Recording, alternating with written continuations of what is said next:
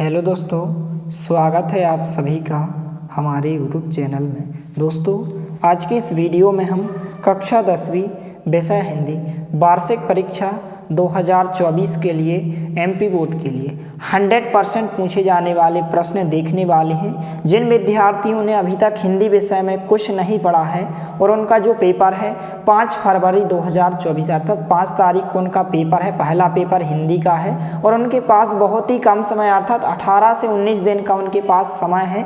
तो इतने दिनों में वह हिंदी विषय में अच्छे अंक ला सकते हैं, वह 70+ अंक स्कोर कर सकते हैं यदि वह इन प्रश्नों को अच्छे से तैयार कर लेते हो।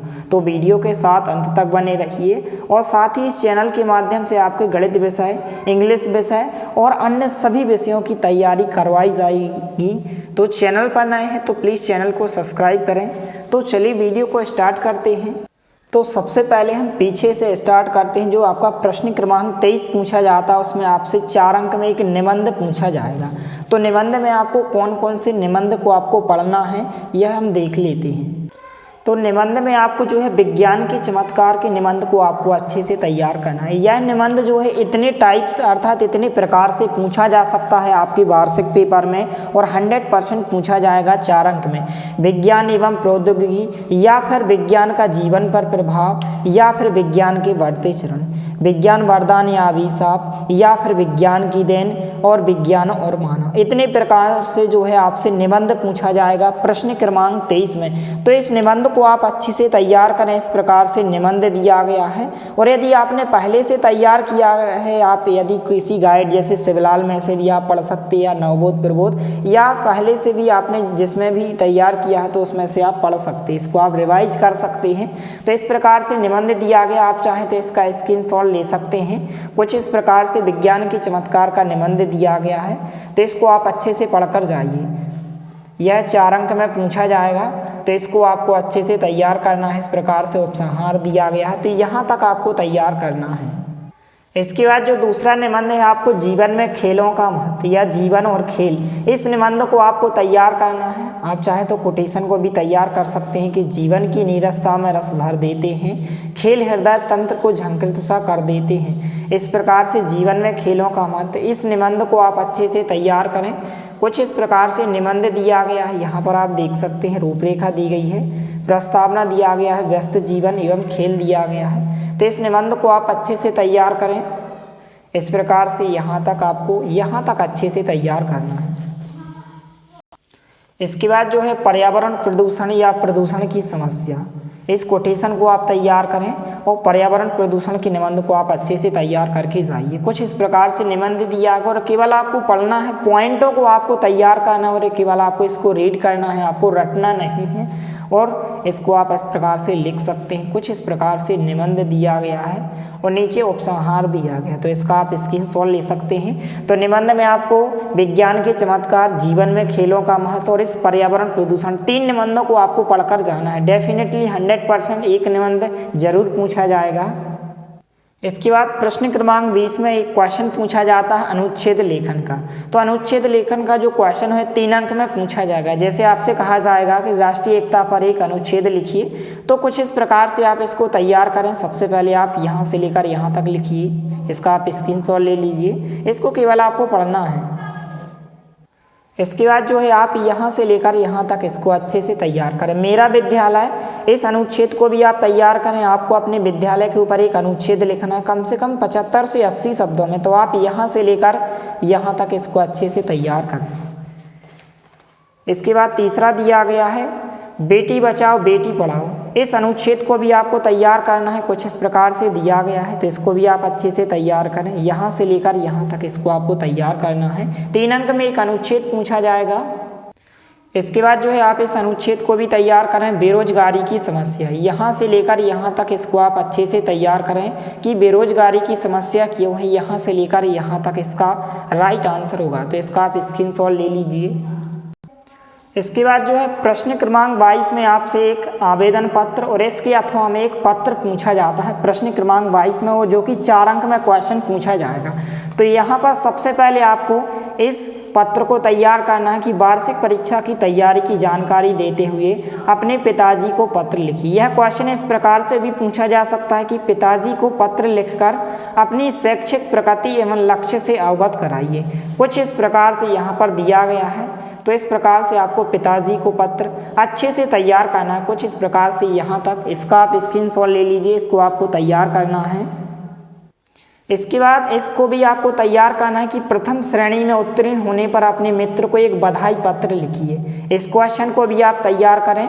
इस प्रकार से यहाँ पर पत्र दिया गया है, तो आप यहाँ से लेकर यहाँ तक इसको अच्छे से तैयार करें। इसका आप फटाफट स्क्रीनशॉट ले लीजिए। कुछ इस प्रकार से पत्र दिया गया है।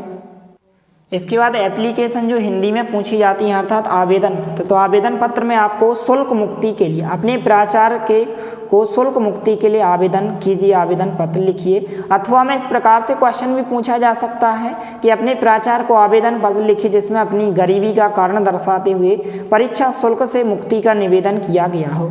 तो आपको यहाँ से लेकर यहाँ तक तैयार करना है। थोड़ा सा आगे दिया गया, तो आप इसका फटाफट स्क्रीनशॉट ले लीजिए। इसके बाद आप यहाँ से लेकर यहाँ तक अच्छे से तैयार करें। इसके बाद आपको इसको भी तैयार करना है कि अपने प्राचार्य को शाला छोड़ने पर स्थानांतरण प्रमाण पत्र अर्थात TC, इंग्लिश में ट्रांसफ़र सर्टिफिकेट कहते हैं, देने हेतु आवेदन पत्र लिख। इसको आपको अच्छे से तैयार करना है। इस प्रकार से दिया गया, तो आप यहाँ से लेकर यहाँ तक इसको आप अच्छे से तैयार करें। कुछ इस प्रकार से दिया गया है। इसके बाद आपको बुक बैंक का आवेदन पत्र भी अच्छे से तैयार करना है। इस प्रकार से कि अपने प्राचार्य महोदय को बुक बैंक से पुस्तकें देने के लिए प्रार्थना पत्र लिखिए। आपको यहाँ से लेकर आपको यहाँ तक इस प्रश्न को आपको अच्छे से तैयार करना है। तो आप इसका फटाफट स्क्रीनशॉट ले लीजिए। कुछ इस प्रकार से आंसर हो जाएगा। तो आपको 3 आवेदन पत्र तैयार करना है और 2 आपको पत्र तैयार करना है। पत्र में पिताजी को पत्र और अपने मित्र को बधाई पत्र, और आवेदन पत्र में शुल्क मुक्ति के लिए स्थानांतरण प्रमाण पत्र और बुक बैंक, इन तीनों को आप तैयार करें। तो 4 अंक में प्रश्न क्रमांक 22 में एक क्वेश्चन पूछा जाएगा और इसके अथवा में लेटर पूछा जाता है। तो दोनों में से आप कोई भी तैयार कर सकते हैं, या तो आप आवेदन पत्र या फिर पत्र। इसके बाद जो है प्रश्न क्रमांक 21 में 4 अंक में आपसे एक अपठित गद्यांश पूछा जाता है और आपसे 3 क्वेश्चन पूछे जाएंगे। तो जनरली यह क्वेश्चन सभी पे बन जाता है, क्योंकि इसी गद्यांश में आपको क्वेश्चन के आंसर मिल जाते हैं और इसी को देखकर आपको आंसर को लिखना होता है। तो कुछ इस प्रकार से जो है गद्यांश पूछा जाता है कि निम्नलिखित अपठित गद्यांश को पढ़कर उनके नीचे लिखे प्रश्नों के उत्तर दीजिए। कुछ इस प्रकार से दिया गया है। इस प्रकार से 3 क्वेश्चन पूछे जाएंगे और इस प्रकार से आपको आंसर लिखना होगा। तो इसको आप पढ़कर जाइए। नीचे आंसर दिए गए हैं, 3 क्वेश्चन पूछे गए हैं, तो इसका आप स्क्रीनशॉट ले लीजिए। और कुछ इस प्रकार से इस गद्यांश को भी आप अच्छे से पढ़कर जाइए। कुछ इस प्रकार से दिया गया है, तो फटाफट आप इसका स्क्रीनशॉट ले लीजिए। इसके बाद देख लेते हैं हम काव्यबोध के महत्वपूर्ण प्रश्न जो 100% पूछे जाएंगे। तो यहाँ पर इसमें जो है आपको से 2-2 अंक के क्वेश्चन पूछे जाते हैं। तो काव्य की परिभाषा लिखी तथा उसके भेद बताइए। इस प्रकार से क्वेश्चन पूछा जाएगा और इस प्रकार से उत्तर दिया गया। और पहले से यदि आपने किसी भी गाइड या परीक्षा अध्ययन से इस क्वेश्चन का उत्तर तैयार किया है तो उसी में से आप तैयार करें, और यदि आपने नहीं तैयार किया है तो आप इसको भी तैयार कर सकते हैं, काव्य की परिभाषा और उसके भेद। यहाँ से लेकर यहाँ तक इसको आप तैयार करें। इस क्वेश्चन को भी आपको तैयार करना है। श्रव्य काव्य तथा दृश्य काव्य के भेद बताइए। कुछ इस प्रकार से आंसर दिया गया, तो इसका आप स्क्रीनशॉट ले लीजिए। तो सभी विद्यार्थियों से निवेदन है कि आप हमारे चैनल के साथ जुड़ जाइए, क्योंकि इस चैनल के साथ आपके हर एक विषय की अच्छे से तैयारी करवाई जाएगी। यदि आपकी बिल्कुल भी तैयारी नहीं है तो आप केवल 19 दिन में हर एक विषय की अच्छे से तैयारी कर सकते हैं, गणित विषय की, इंग्लिश और अन्य सभी विषयों की। तो इन दोनों प्रश्नों को आप तैयार करें। इसके बाद जो है आप इस प्रश्न को तैयार करें। महाकाव्य किसे कहते हैं? 2 प्रमुख महाकाव्यों में उनके रचनाकारों के नाम लिखिए। अथवा में इस प्रकार से भी यही क्वेश्चन इस प्रकार से भी पूछा जा सकता है कि महाकाव्य किसे कहते हैं, किन्हीं 2 महाकाव्यों के नाम लिखिए। तो इस क्वेश्चन को आप तैयार करें। यहाँ से लेकर यहाँ तक इसका आंसर हो जाएगा। इसके बाद आपको इस क्वेश्चन को भी तैयार करना है। खंडकाव्य किसे कहते हैं? किन्हीं 4 खंडकाव्यों के नाम आपको तैयार नहीं करना है, केवल 2 खंडकाव्यों के नाम लिखिए। अथवा में खंडकाव्य की परिभाषा या खंडकाव्य का नाम। तो कुछ इस प्रकार से इसको आप तैयार करें। ये दोनों 100% पूछे जाने वाले प्रश्न, इन दोनों को आपको तैयार करना है। और सबसे ज़्यादा यह क्वेश्चन पूछा जाता है महाकाव्य एवं खंडकाव्य में कोई भी आपको 2 अंतर या 3 अंतर तैयार करना है। तो इनमें से आप कोई भी 2 या 3 अंतर अच्छे से तैयार कर सकते हैं। इस क्वेश्चन को आपको तैयार करना है। इसके बाद जो 2 अंक या 3 अंक में क्वेश्चन पूछा जाता है रस की परिभाषा, कि रस किसे कहते हैं, इसकी परिभाषा लिखिए। केवल परिभाषा आपको तैयार करना है, यहाँ से लेकर यहाँ तक इसको आप अच्छे से तैयार करना। इसके बाद जो है आप इस क्वेश्चन को तैयार करें, रसों के नाम बताते हुए उनके स्थायी भावों का उल्लेख कीजिए। तो रस के प्रत्येक अंग का नाम और उनके स्थायी भाव का नाम अच्छे से तैयार आप करें। इस प्रकार से आप इसका स्क्रीनशॉट ले लीजिए, कुछ इस प्रकार से आंसर हो जाएगा। इसके बाद इस क्वेश्चन को भी आप तैयार करें, स्थायी भाव एवं संचारी भाव में अंतर लिखिए। कुछ इस प्रकार से उत्तर दिया गया है, कोई भी आपको 2 अंतर तैयार करना है, कोई भी 2 अंतर इनमें से आप तैयार करें, क्योंकि क्वेश्चन 2 अंक में पूछा जाएगा। इसके बाद श्रृंगार रस की परिभाषा और उदाहरण, इस क्वेश्चन को आप तैयार करें, श्रृंगार रस की परिभाषा और उसका उदाहरण। तो इसको आपको अच्छे से तैयार करना है, इसका आप स्क्रीनशॉट ले लीजिए।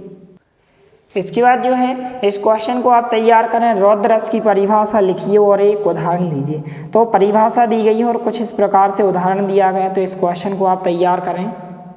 तो केवल आपको इतने क्वेश्चन को तैयार करना है काव्यबोध में से, और बाकी आपको नहीं करना है। इसके बाद आपको छंद किसे कहते हैं, इसके कितने प्रकार होते हैं, तो छंद की परिभाषा और इसके कितने प्रकार होते हैं, इस क्वेश्चन को आपको तैयार करना है। इसके बाद आप इस क्वेश्चन को तैयार करें, अलंकार की परिभाषा लिखिए तथा उसके भेद बताइए। छोटा सा क्वेश्चन है, इसको आप तैयार करें। इसके बाद जो है आपको अनुप्रास अलंकार की परिभाषा उदाहरण सहित लिखिए, इस क्वेश्चन को आपको तैयार करना है। और रूपक अलंकार किसे कहते हैं, उदाहरण। इन तीनों क्वेश्चन को आप अच्छे से तैयार करें। तो इस प्रकार से इतने क्वेश्चन को आप अच्छे से तैयार करें। इसके बाद जो है आप इस क्वेश्चन को तैयार करें, समास की परिभाषा, समास किसे कहते हैं और समास के कितने भेद होते हैं, प्रकार होते हैं। तो समास 6 प्रकार के भेद होते हैं।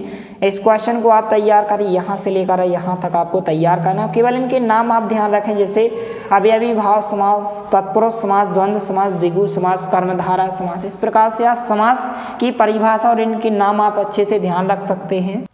इसके बाद इन दोनों क्वेश्चन को आपको तैयार करना है, मुहावरा किसे कहते हैं, उदाहरण सहित समझाइए। 2 अंक में यह क्वेश्चन पूछा जाता है, मुहावरा और लोकोक्ति में कोई 2 अंतर लिखिए। इस क्वेश्चन को आप तैयार करें, इस प्रकार से आंसर भी दिया गया है, तो इसका आप स्क्रीनशॉट ले सकते हैं। इसके बाद जो है आपको कुछ मुहावरे एवं लोकोक्ति को पढ़कर जाना है, तो हम देख लेते हैं। जैसे यहाँ पर मुहावरा दिया गया है, अंधे की लाठी। तो अंधे की लाठी का अर्थ होता है एकमात्र सहारा। तो प्रयोग हो जाएगा वाक्य में प्रयोग कि श्रवण कुमार अपने माता पिता की अंधी की लाठी थे। इसके बाद अपना उल्लू सीधा करना, इसको आप अच्छे से पढ़कर जाइए। स्वार्थ सिद्ध करना, इस प्रकार से वाक्य दिया गया है। इसके बाद आंखों का तारा अत्यधिक प्रिय, श्रवण कुमार अपनी माता पिता की आंखों के तारे थे, वाक्य प्रयोग हो जाएगा। आंखों में धूल झोंकना, धोखा देना, प्रयोग हो जाएगा कि वह गड्डी में नकली नोट लगाकर आंखों में धूल झोंकने में सफल हो गया। इसके बाद आस्तीन का सांप माला धोखेबाज, तो इसका प्रयोग हो जाएगा कि मालिक उसका हर समय ध्यान रखता था पर वह आस्तीन का सांप निकला। इसके बाद ईद का चांद होना, तो इसको भी आप अच्छे से पढ़कर जाइए। दुर्लभ होना, बहुत कम दिनों बाद दिखाई देना होना था। परदेश में रहने के कारण राजीव ईद का चांद हो गया। ऊँट के मुंह में जीरा, किसी वस्तु का बहुत कम मात्रा में होना। वाक्य प्रयोग होगा कि एक पहलवान को एक रसगुल्ले का नाश्ता, ऊँट के मुंह में जीरा है। इसके बाद एक पंथ 2 काज, एक साथ 2 कार्य संपन्न करना, प्रयोग हो जाएगा कि आगरा जाकर विवाह में सम्मिलित हो लिए और ताजमहल भी देखा है। इस तरह एक पंथ हो गया और 2 काज हो गए। इस प्रकार से इसको आप पढ़कर जाइए। इसके बाद इस मुहावरे को भी आपको अच्छे से पढ़कर जाना है। गागर में सागर भरना, थोड़े में बहुत बात कहना। वाक्य प्रयोग होगा कि बिहारी ने अपने दोहों में गागर में सागर भर दिया है।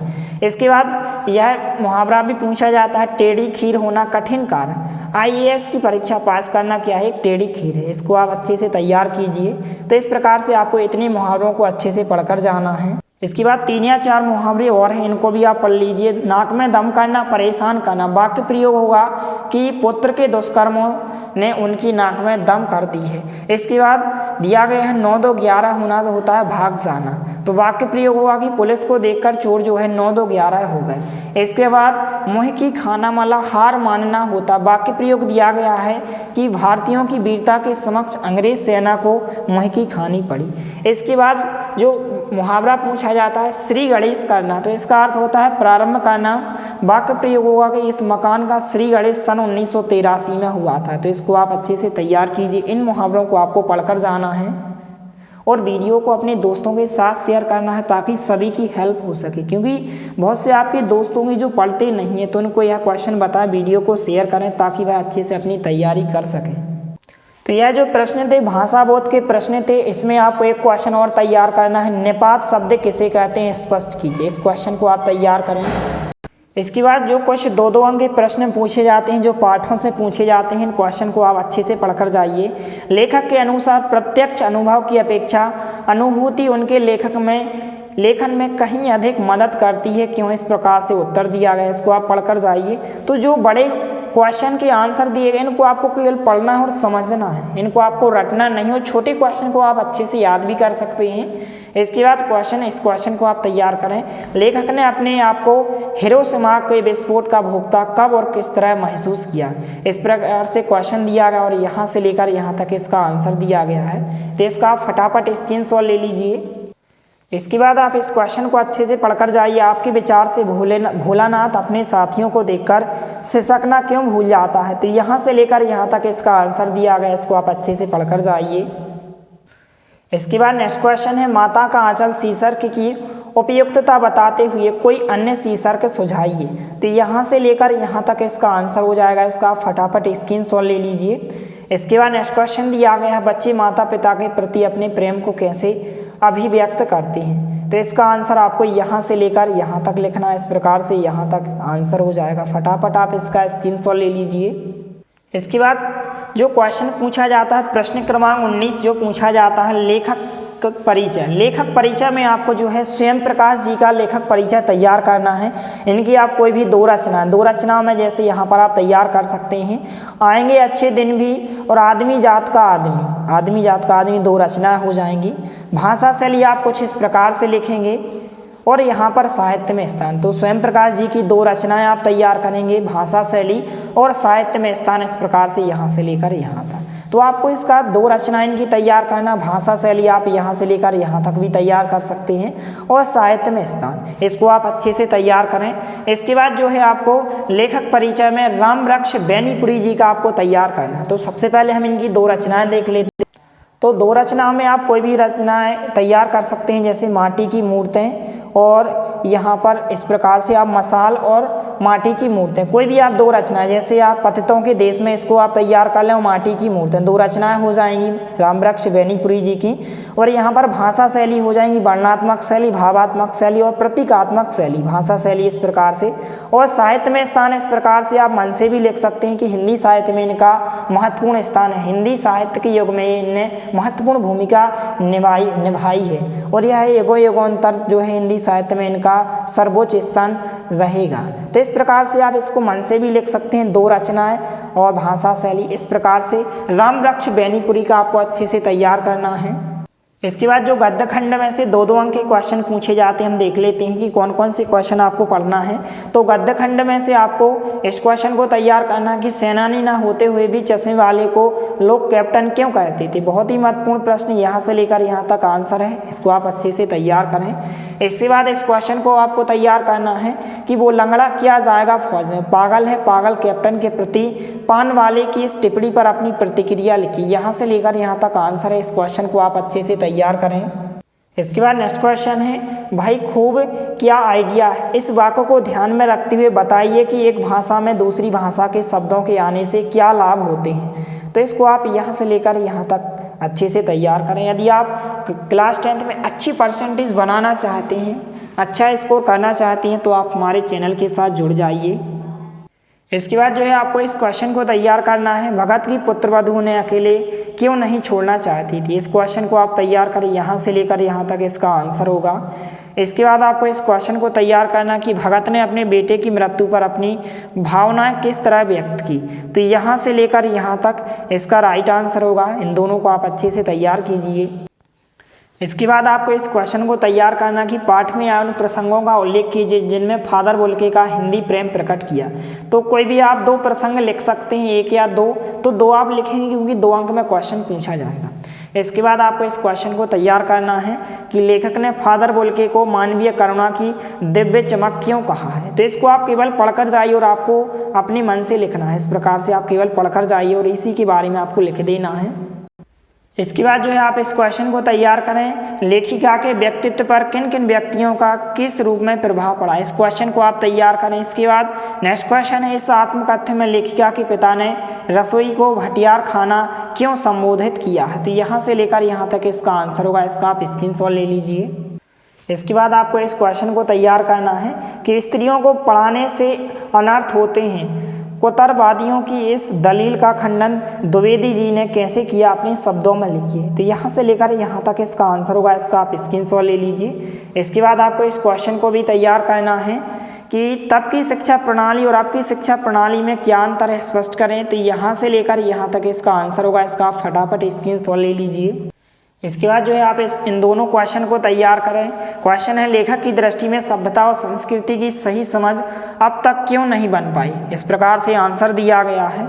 इसके बाद इस क्वेश्चन को आप तैयार करें, वास्तविक अर्थों में संस्कृत व्यक्ति किसे कहा जा सकता है। तो यहाँ से लेकर यहाँ तक इसका आंसर होगा। तो इन दोनों क्वेश्चन को आप अच्छे से तैयार करें।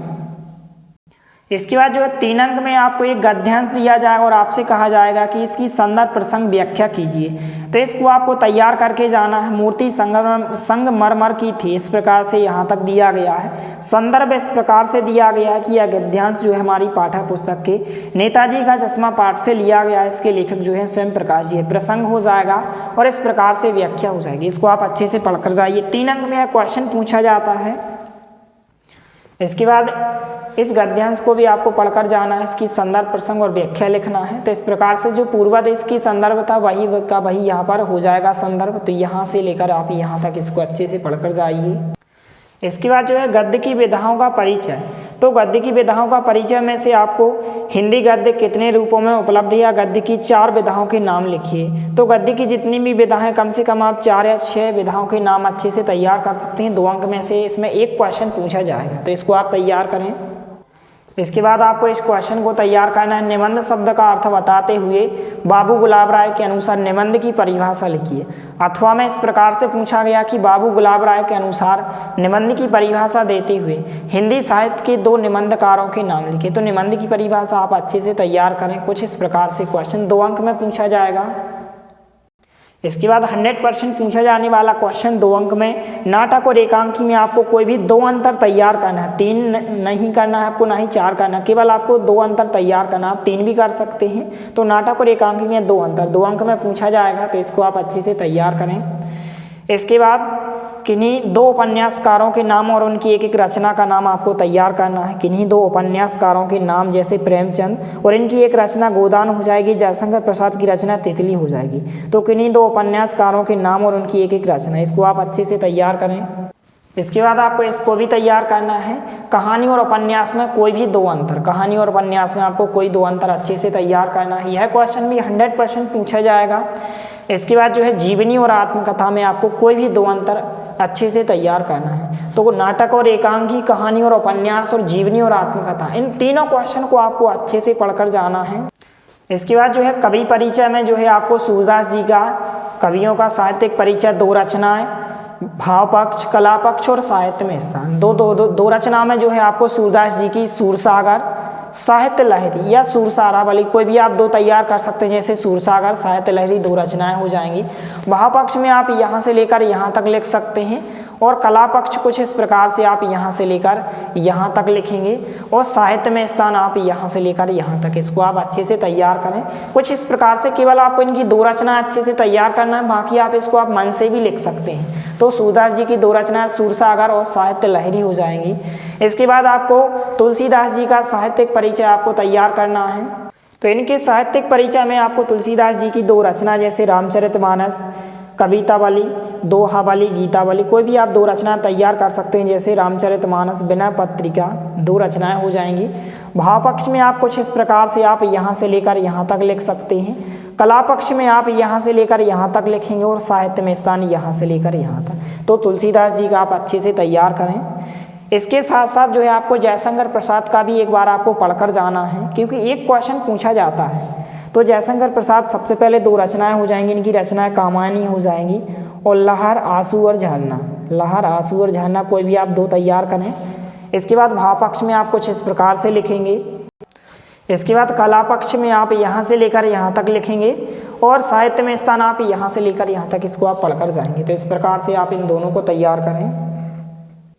इसके बाद जो है काव्य खंड पर आधारित प्रश्न उत्तर, आपको इन क्वेश्चन को तैयार करना है। जैसे दो अंक क्वेश्चन पूछे जाएंगे, गोपियों द्वारा उद्धव को भाग्यवान कहने में क्या व्यंग्य निहित है, इस क्वेश्चन को आप तैयार करें। इसके बाद इस क्वेश्चन को आप तैयार करें कि गोपियों ने किन किन उदाहरणों के माध्यम से उद्धव को लाहने दिए हैं। इसके बाद इस क्वेश्चन को भी आप तैयार करें कि उद्धव द्वारा दिए गए योग के संदेश ने गोपियों की विरहाग्नि में घी का काम कैसे किया, इसको आप तैयार करें। इसको भी आपको पढ़कर जाना कि मर्यादा ना लही के माध्यम से कौन सी मर्यादा ना रहने की बात की जा रही है, इस क्वेश्चन को आप पढ़कर जाइए। इसके बाद इसको भी आपको पढ़कर जाना है। इसके बाद नेक्स्ट क्वेश्चन है कि गोपियों ने उद्धव से योग की शिक्षा कैसे लोगों को देने की बात की है, इंपॉर्टेंट क्वेश्चन है। गोपियों के अनुसार राजा का धर्म क्या होना चाहिए, very very most important question है, इसको आप पढ़कर जाइए। इसके बाद आपको इस क्वेश्चन को अच्छे से पढ़कर जाना है कि परशुराम के क्रोध करने पर लक्ष्मण ने धनुष टूट जाने के लिए कौन कौन से तर्क दिए, कोई भी आपको 2 या 3 तर्क आपको पढ़कर जाना है। इसके बाद परशुराम के क्रोध करने पर राम और लक्ष्मण की जो प्रतिक्रियाएं हुई उनके आधार पर दोनों के स्वभाव की विशेषताएं अपने शब्दों में लिखिए, इसको आपको तैयार करना है। इसके बाद इंपॉर्टेंट क्वेश्चन जो है कि लक्ष्मण ने वीर योद्धा की क्या क्या विशेषता बताई हैं, इन 2 विशेषताओं को आप अच्छे से पढ़कर जाइए। इसके बाद आपको इस क्वेश्चन को तैयार करना, कवि जो है आत्मकथा लिखने से क्यों बचता है, इस प्रकार से इस क्वेश्चन को आप तैयार करें। आत्मकथा सुनाने के संदर्भ में अभी समय भी नहीं, कवि ऐसा क्यों कहता है, इसको आप तैयार करें। स्मृति को जो है पाथे बनाने से कवि का क्या आशा है, तो इस क्वेश्चन को भी आपको तैयार करें। तीनों क्वेश्चन को आप अच्छे से पढ़कर जाइए। इसके बाद नेक्स्ट क्वेश्चन है उज्ज्वल गाथा कैसे गाऊं, मधुर चांदनी रातों की कथन के माध्यम से कवि क्या कहना चाहता है, तो इस क्वेश्चन को आप तैयार करें। यहाँ से लेकर यहाँ तक इसका आंसर हो जाएगा, तो फटाफट आप इसका स्क्रीनशॉट ले लीजिए। इसके बाद इस क्वेश्चन को आपको तैयार करना है इस प्रकार से, और यदि आप इन सभी प्रश्नों को आप अच्छे से तैयार कर लेते हो तो आप जो है बोर्ड एग्जाम में हिंदी में आप 70+ स्कोर कर सकते हो, यदि आप इन सभी प्रश्नों को अच्छे से आप तैयार कर सकते हो 100% गारंटी के साथ। इसके बाद आपको इस क्वेश्चन को तैयार करना है कि कवि बादल से फुहार, रिमझिम या बरसने के स्थान पर गरजने के लिए कहता है क्यों, इस प्रकार से आंसर दिया गया है।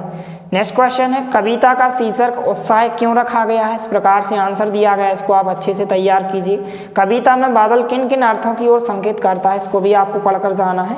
इसके बाद लास्ट क्वेश्चन है कि कवि की आंख फाल्गुन की सुंदरता से क्यों नहीं हट रही है, इसको आप पढ़कर जाइए। इसके बाद जो है 3 अंक में आपसे एक पद्यांश पूछा जाता है, इस पद्यांश की संदर्भ, प्रसंग और व्याख्या पूछी जाती है। तो कुछ इस प्रकार से आपको लाइन दी जाएंगी, इसमें आपको संदर्भ, प्रसंग और व्याख्या लिखने को कहा जाएगा, तो इसको आप पढ़कर जाइए। कुछ इस प्रकार से संदर्भ होगा, इस प्रकार से प्रसंग हो जाएगा। इसके बाद आपको इसको भी पढ़कर जाना है, कुछ इस प्रकार से संदर्भ पूर्वत हो जाएगा, प्रसंग हो जाएगा और व्याख्या हो जाएगी, इसको आप पढ़कर जाइए। इसके बाद राम लक्ष्मण परशुराम संवाद, यह इंपॉर्टेंट है, इसको आप अच्छे से पढ़कर जाइए, इस प्रकार से दिया जाएगा क्वेश्चन में, और संदर्भ प्रसंग व्याख्या आपसे लिखने को कहा जाएगा। तो संदर्भ प्रसंग और व्याख्या कुछ इस प्रकार से आप लिखेंगे, संदर्भ हो जाएगा, प्रसंग हो जाएगा, भावार्थ कुछ इस प्रकार से होगा और काव्य सौंदर्य होगा, तो इसको आप अच्छे से पढ़कर जाइए। इसके बाद आत्मकथ्य से इस पद्यांश को भी आपको पढ़कर जाना है, कुछ इस प्रकार से दिया गया, संदर्भ हो जाएगा, प्रसंग हो जाएगा और भावार्थ कुछ इस प्रकार से होगा। इसके बाद थोड़ा सा आगे दिया गया है, इसके बाद आप यहाँ तक इसको अच्छे से तैयार करें। इसके बाद आपको इसको भी पढ़कर जाना है, कुछ इस प्रकार से संदर्भ, प्रसंग और भावार्थ हो जाएगा, तो इसको भी आप पढ़कर जाइए। 3 अंक में एक क्वेश्चन पूछा जाता है। इसके बाद हिंदी पद्य साहित्य का इतिहास, इसमें से 2 अंक का केवल एक ही क्वेश्चन पूछा जाता है, तो यह क्वेश्चन भी पूछा जाता है कि हिंदी पद्य साहित्य को कितने कालों में विभाजित किया गया है, इन कालखंडों की समय सीमा बताइए कि आदि का जो वीरगाथा काल है इसका समय सीमा, भक्ति काल की समय सीमा, रीतिकाल की, आधुनिक काल की, तो इसको आप तैयार करें। इसके बाद भक्ति काल की प्रमुख विशेषताओं का उल्लेख कीजिए, या भक्ति काल की 2 विशेषताएं, कोई भी आपको 2 विशेषताएं तैयार करना है इस प्रकार से, जैसे भक्ति भावना की प्रधानता और किसी भी राजा के दरबार में आश्रय प्राप्त न करना, इस प्रकार से 2 विशेषता आप तैयार करें भक्ति काल की। इसके बाद जो है भक्ति काल की 2 कवियों के नाम, 4 कवियों के नाम आपको नहीं तैयार करना, 2 कवियों के नाम और उनकी एक रचना का नाम, जैसे सूरदास, सूरसागर, तुलसीदास और रामचरितमानस। इसके बाद आप कोई भी 2 कवि और उनकी रचनाओं के नाम आप तैयार करें, इस प्रकार से आंसर हो जाएगा।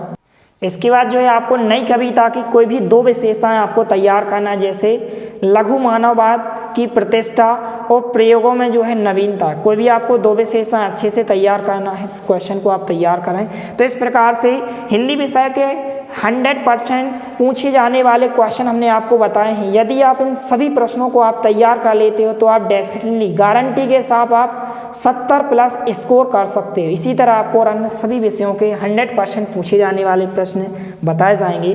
तो मिलते हैं अगले वीडियो में, तब तक के लिए जय हिंद, वंदे मातरम।